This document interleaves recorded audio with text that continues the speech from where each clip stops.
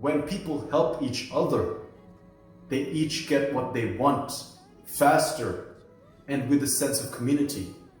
But contrary to the first part of the story,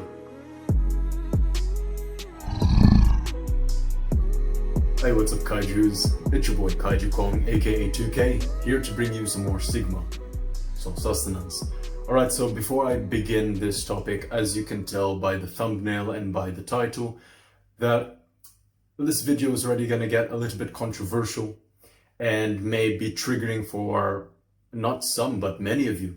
Because I know that Sigma males, we come from many different backgrounds and religion is one of them. And hearing someone who may have an opposing view to yours may be, it may be very triggering and you'll feel like it's like some sort of personal attack. But please listen to this video with an open mind, and I don't want to see any negativity in the comment section. Let that be the disclaimer here. And remember that this is just my opinion. From the beginning of time until present, they say that around 150 billion people have lived from the beginning of time itself till today. 150 billion. And I don't think I have the pride or ego to suddenly say that me being this one dude from the 150 billion, suddenly I will be able to tell you the answers, I don't think I'm that person. So let me preface this just by saying that. So the question from today comes from a brother named Hendrik 21. Shout out to you, my friend. And I know that this is 2 months ago, so this is way overdue. I was really thinking if I should even make a video about it or not. But here it is, sharing my 2 cents on this thing. So he said, "Hey Kaiju Kong, could you make a video about the question if there is a life after death or not? According to Stephen Hawking, there is no life after death and also no God, because time didn't exist before the Big Bang. But what do you think about that? Is it true? Because that would mean that religions just exist to guide people who have no clue what they want to do with their life, to lead them to the right direction in life and give them a meaning, something they can believe in. For me, I subscribe to Catholicism, Christianity, and so my view is going to be basically from that perspective. And in my opinion, yes, there is a life after death. And for me, to be honest, I was raised a Catholic. In the name of the Father, in the Son, Holy Spirit, Amen. For those of you who don't know my story in that regard, the card is up here. Are Sigma males religious or not?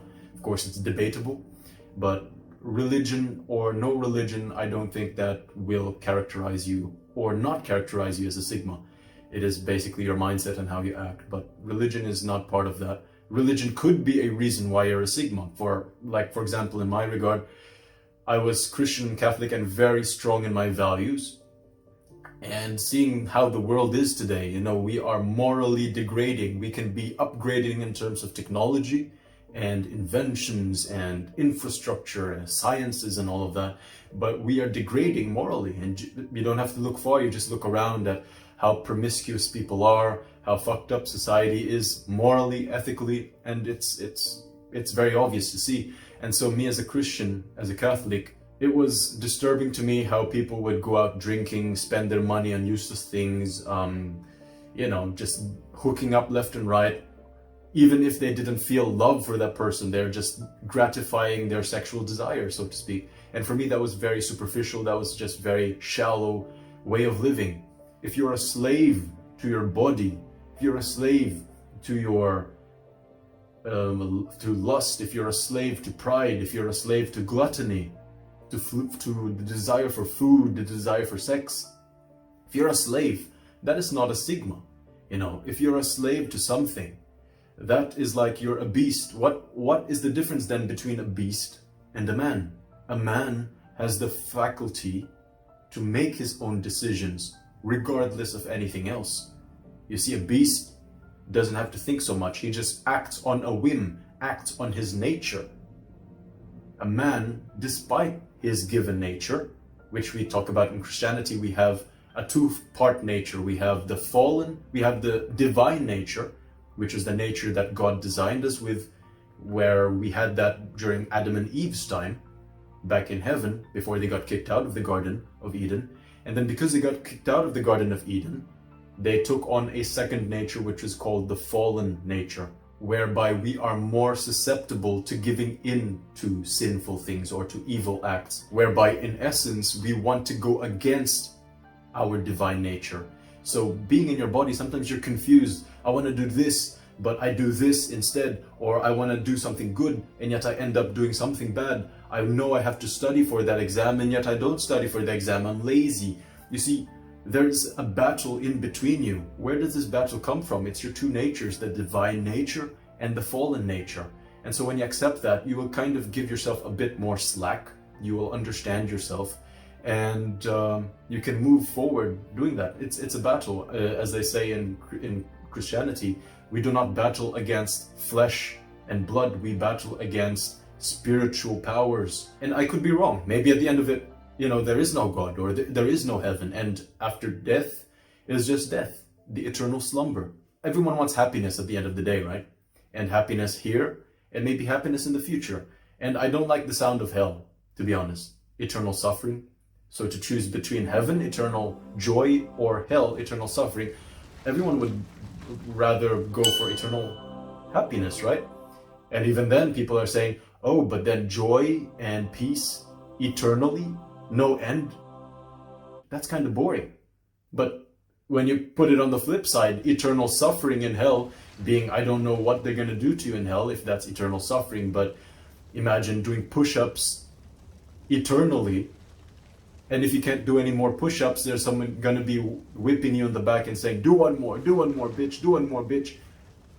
Even just push-ups eternally, I'd rather not do anything, eternal peace, than eternal activity doing eternal punishment. So you just have to put them face to face and you already know which one is better. You don't have to be evil to enjoy life. You can live life fully by being good.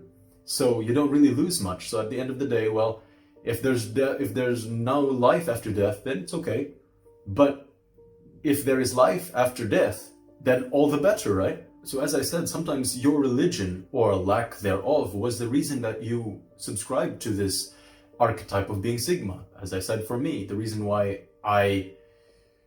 one of the reasons why I kind of became this lone wolf, or I became like the outlier, was because most of the kids that I was hanging out with at the time, especially in university, just let go of their desires. They just drank every evening, drank every weekend, got drunk, got hungover, engaged in promiscuous acts, and then, in the end they got the bad karma came back for them. But it was my Christianity that kind of held me back from hanging out with those people, hanging out with the so-called popular kids, from hanging out with the so-called cool kids at the time. Even Jesus Christ himself said that if we follow him, if we follow Christianity the way that it's supposed to be followed, we are actually going to be the outliers. We are actually going to be, maybe in many cases, the outcasts. Because look at Jesus Christ himself. Following his moral compass, following his purpose, he was not made a king. He was not a millionaire. His actions got him to quite a painful death on the cross. And he was saying the same to his followers, saying the same to his disciples. Those of you who follow me, you will be shunned by society. I mean, look at the followers of Jesus Christ. Saint Peter, his most loved disciple. He was hung on a cross as well. But except this time, he was hung on a cross upside down. Another one, Saint Paul. Saint Paul before was not a Christian, but then by some divine intervention, he became one of the best disciples of the Christian movement at the time. And he was beheaded. Other people, they were burnt at the stake. Other people during the Roman times when Christianity was outlawed, they were fed to the lions in the Colosseum. Basically, they were made subjects for entertainment at the time. Of course, now Christianity has grown to quite an extent where Christians don't have to be shunned. Christians are not the outcasts anymore. But nevertheless, we had very, very tough roots. And as you said, Stephen Hawking said there's no life after death and also no God because time didn't exist before the Big Bang. Well, in my belief, in my opinion, and I think that's the opinion of many Christians, God is not time-bound. God is all-powerful. And I think time is a faculty of God. time is just one of the many facets of who God is. Like when I was younger, my mom would show me a trail of ants, and then she would put like a little stick to block the path, and all of a sudden you'll see the ants start, engaging in, they would start panicking and moving all around the place. The ants, if you put yourself in the perspective of an ant, the ant, you're gonna start screaming and like, yo, Bob was in front of me, and all of a sudden I was cut off by this random thing that came from nowhere. What the hell is this? What the hell is that? Where do I go now? How do I find my home? And the last thing they're gonna think about is that a human caused it. And my mom told me that's exactly the relationship that humans have with God. How can an ant understand the mind of a human? They can't. It's the same thing probably with us. How can a human then understand the completeness and the complexities of God? As I believe God is not time bound. Therefore, he did exist before the Big Bang. And when he caused the Big Bang, that's when everything started taking shape and time started. In the Bible, the first line was, "Let there be light." And of course, it's been debated what exactly that means. Many people say, "Let there be light," was exactly when the Big Bang happened and time took effect. Of course, I'm going to be perfectly honest. I'm also skeptical to an extent of if there is a God or what life is supposed to be for. But, without God, without life after death, I think it's just kind of like a nihilistic existence. And a lot of the laws, a lot of the laws that society is built upon, that keep society in check and not in total chaos, was basically built upon the laws of religions. So therefore, I believe there is a need for religion, because religion is the basis by which laws are formed in a society. And without religion, people start to question the very foundation by which laws are credible, are feasible, and should therefore be followed or not. So without religion, society will kind of tumble down and collapse in chaos, as slowly we are seeing now, because secularism, whereby people, they're like, I don't believe in a God, I don't believe in anything, the only thing I believe on is myself, contrary to the Christian belief whereby we love each other as ourselves. You see, there is a community there. There's a sense of community where we care for each other. When you care for one another, society can move forward. It's like this experiment that they did back in the day. So they gathered like 100 or something, let's say 100 participants. And each participant had a ball that they wrote their name on it. And then these balls were then kept in a room. So what they told these participants was, okay, enter the room and find your name. Find the ball with your name on it. And they took hours to find their name on it. 100 participants, they took hours to find the ball with their name. Find your own ball. If you see another ball with someone else's name on it, ignore that. So compare that to what they did next. Next, they then told the participants, okay, instead of just looking for the ball with your name on it, when you see someone else's ball and someone else's name on it, call that person's name out.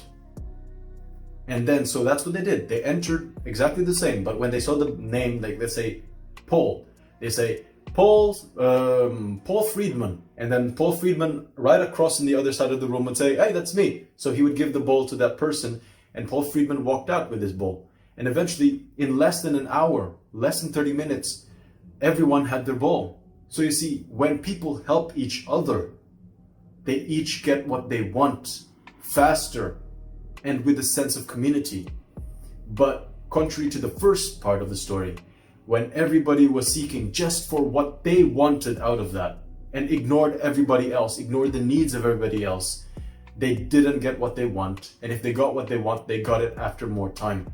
So there's the community versus the selfishness. And as you can see, being selfish, well, it works for nobody. And it led to a state of chaos where everybody was just pushing each other to the side. No. But with a sense of community, they know that everybody is there for each other. Therefore, there's no pushing, there is no shoving, there's none of that. Everybody works for each other. And that's how society evolves. The first one, society degraded.